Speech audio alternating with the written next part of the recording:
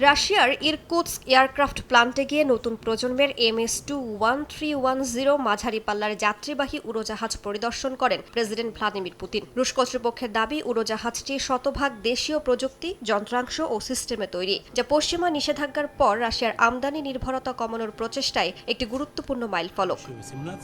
সফরকালে রোস্টেকের প্রধান সের্গেই চেমেজভ পুতিনকে জানান, প্রথম পূর্ণাঙ্গ সিরিজ উৎপাদিত MS-2 1310 এখন প্রথম পরীক্ষামূলক উড্ডয়নের জন্য প্রস্তুতির শেষ পর্যায়ে রয়েছে। বর্তমানে কারখানায় 18টি উড়োজাহাজ বিভিন্ন ধাপে সংযোজন করা হচ্ছে। বিদ্যমান চুক্তি অনুযায়ী এগুলো রাশিয়ার জাতীয় এয়ারলাইন অ্যারোফ্লটের কাছে সরবরাহ করা হবে।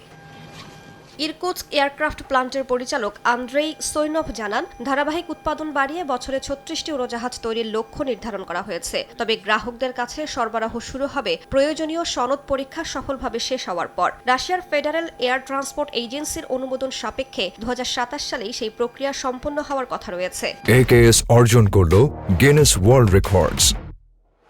AKS পশ্চিমা নিষেধাজ্ঞার আগে MS-2 প্রকল্পে বিদেশি যন্ত্রাংশ ও প্রযুক্তির ওপর নির্ভরতা ছিল, কিন্তু নিষেধাজ্ঞার পর রাশিয়া দ্রুত দেশীয় অ্যাভিওনিক্স, PD-14 ইঞ্জিন, বিদ্যুৎ ব্যবস্থা, এয়ার কন্ডিশনিং, ককপিট কনসোল সহ গুরুত্বপূর্ণ সব প্রযুক্তি নিজস্বভাবে উন্নয়ন করে। 2025 সালে দেশীয় যন্ত্রাংশ সংবলিত দুটি প্রোটোটাইপ সফলভাবে পরীক্ষামূলক উড্ডয়ন সম্পন্ন করে।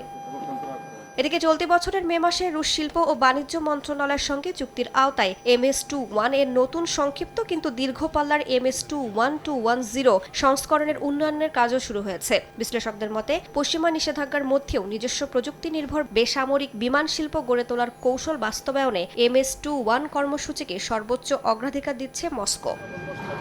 রাইসা জান্নাত, সময় সংবাদ।